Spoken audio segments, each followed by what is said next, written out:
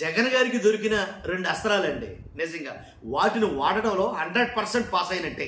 ఎందుకంటే జగన్ గారికి దొరికిన 2 అస్త్రాలను వాడటం వల్ల ఆంధ్రప్రదేశ్లో వైఎస్ఆర్సీపీ పార్టీ గ్రాఫ్ అమాంతంగా పెరిగిందని చెప్పాలి.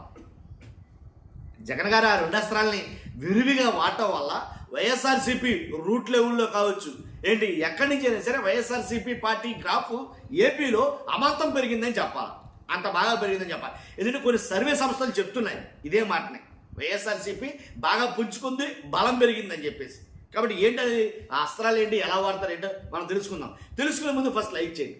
లైక్ చేస్తే ఎక్కువ మందికి ఇన్ఫర్మేషన్ షేర్ అవుతుంది, అలాగే నాకు కూడా మోటివేషన్ ఉంటుంది. కొత్తగా మన ఛానల్ చూస్తే పక్కాగా సబ్స్క్రైబ్ చేయండి. మీ అమూల్యమైన అభిప్రాయాన్ని కామెంట్ రూపంలో తెలియజేయండి. ఎందుకంటే మీ అభిప్రాయం ఏంటి, వైఎస్ఆర్సీపీ గ్రాఫ్ అనేది పెరిగిందా, పడిపోయిందా, లేదా పడుతూ లేస్తూ ఉందా అనేది మీ అభిప్రాయం తెలియజేయండి. ఇప్పుడు మాట్లాడుకుందాం. జగన్ గారు అసలు ఏది చేస్తే సరే ఇంతకు ముందుకు ఇప్పటికి సంబంధమే లేదు.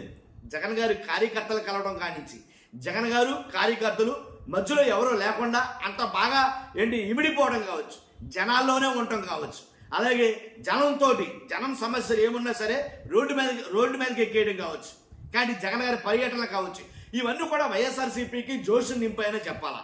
అమాంతంగా గ్రాఫ్ పెరిగిందంటే ఊరికనే పెరగల.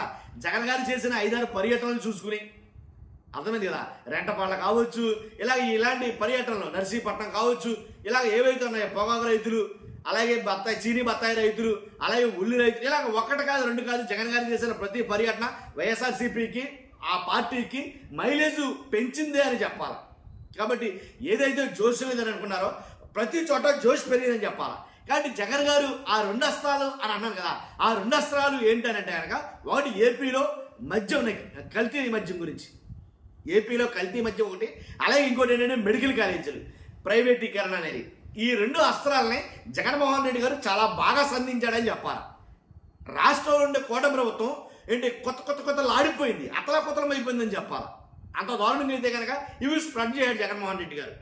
కాబట్టి మెడికల్ కాలేజ్ చూడొచ్చు, ప్రతి ఇంట్లోకి వెళ్ళింది ఈ ఉద్యమం. మెడికల్ కాలేజీ నిరసన సెగ ప్రతి ఇంటిని తాకిందని చెప్పాలి, ప్రతి వ్యక్తిని తాకిందని చెప్పాలి. ఎందుకంటే నిజమే కదా, వాస్తవం ఆలోచిస్తే కనుక ఇప్పుడు ఒక ఉద్యమం చేస్తున్నారు, ఒక నిరసన తెలియజేస్తున్నారంటే రాష్ట్ర ప్రజలందరూ దాని గురించి మాట్లాడుకుంటారు, ఆలోచిస్తారు. అది మంచా చెడా ఖచ్చితంగా నిశ్చితంగా పరిశీలిస్తారు, వాస్తవాలు ఏంటనేది ఆలోచిస్తారు.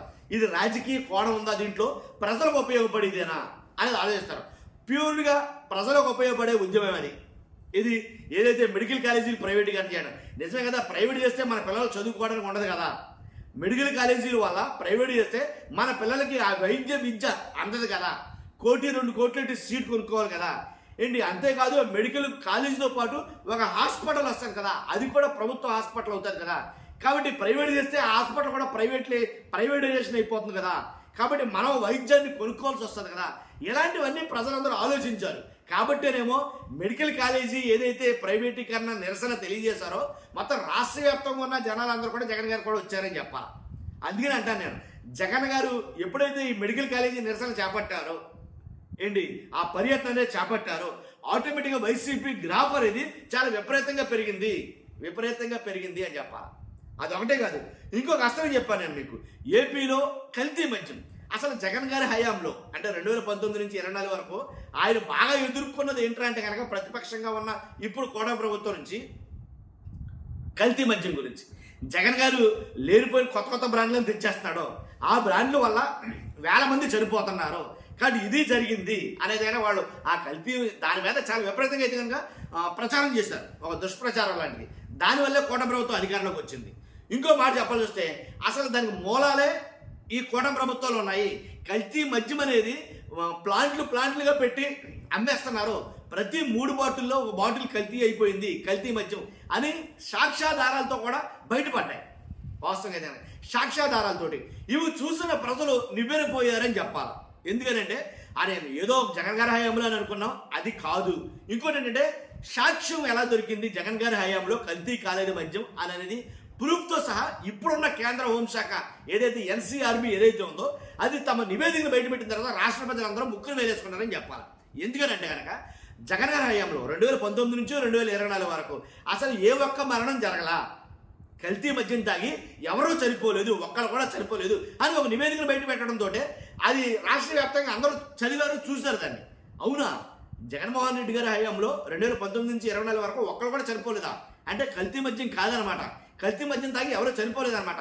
అది తెలుసుకున్నారు. అర్థం కదా మీకు? దాని ద్వారా ఎక్కువ ఇంపాక్ట్ కోట ప్రభుత్వం మీద పడింది. కాబట్టి అలాంటిది వేల మంది చనిపోయారని దుష్ప్రచారం చేశారు. అంటే అది అబద్ధం, అది దుష్ప్రచారం అని ప్రజలు తెలుసుకున్నారు. ఇప్పుడు ఏపీలో జరుగుతున్న కల్తీ మద్యం ప్రతి 3 బాటిల్కి 1 బాటిల్ కల్తీనే. కాబట్టి ప్లాంట్లు ఎలా ఉన్నాయో, పైగా టీడీపీ కావాల్సినటువంటి వ్యక్తి ఎవరైతే జనార్దన్ కావచ్చు, అందరూ కావచ్చు, ఏంటి టీడీపీ నాయకులే దగ్గరుండి ఏంటి కల్తీ మద్యం తయారు చేసి రాష్ట్రం మీద వదులుతున్నారనమాట. కొన్ని కోట్ల రూపాయలు ప్రభుత్వ ఖజానాకు గండి కొడుతున్నారనమాట. కాబట్టి కల్తీ మద్యంతో ప్రజలు చనిపోవడానికి కారణం ఇదనమాట అని అనేసి ఒక అండర్స్టాండింగ్ వచ్చారు. ఎలా తెలిసింది ఇది అని అంటే కనుక ఇది కూడా ఒక ఉద్యమం లాగా ప్రజల్లో తీసుకెళ్ళింది వైఎస్ఆర్సీపీ ప్రభుత్వం. కాబట్టి ఈ 2 అస్త్రాలని నిజంగా బ్రహ్మాస్త్ర మంచి బాగా వాడారు బ్రహ్మాండంగా అని అయితే చెప్పొచ్చు. కానీ ఈ అస్త్రాలు వాడటంలో సఫలీకృతులయ్యారు అని అయితే చెప్పాలి నేను. ఎందుకని అన్నానంటే జగన్ గారి చేతిలో ఉన్న ఈ 2 అస్త్రాలని ఖచ్చితంగా చాలా బాగా విరివిగా వాడటం వల్ల జగన్ గారు ఏదైతే వైఎస్ఆర్సీపీ గ్రాఫ్ ఏదైతే ఉందో పార్టీ గ్రాఫ్ అది అమాంతంగా పెరిగిందంటే ఎలాంటి సందేహం లేదు. కొన్ని సర్వేలు చెప్తున్నాయి, వాస్తవాలు ప్రజల్లోకి వెళ్ళిన అలా చెప్తున్నాయి. జగన్ గారు కూడా జనం బ్రహ్మరథం పట్టడం, అలాగే దీని గురించి రాష్ట్రంలో ఉన్న ప్రజలందరూ ఎక్కువగా మాట్లాడుకోవడం, చర్చ జరగడం అదే కారణం అభిప్రాయం. మీ అభిప్రాయం అంటే ఖచ్చితంగా కామెంట్ రూపంలో తెలియజేయండి. ఫస్ట్ అయితే లైక్ చేయండి, కొత్త మన ఛానల్తో పక్కగా సబ్స్క్రైబ్ చేయండి. Thank you very much.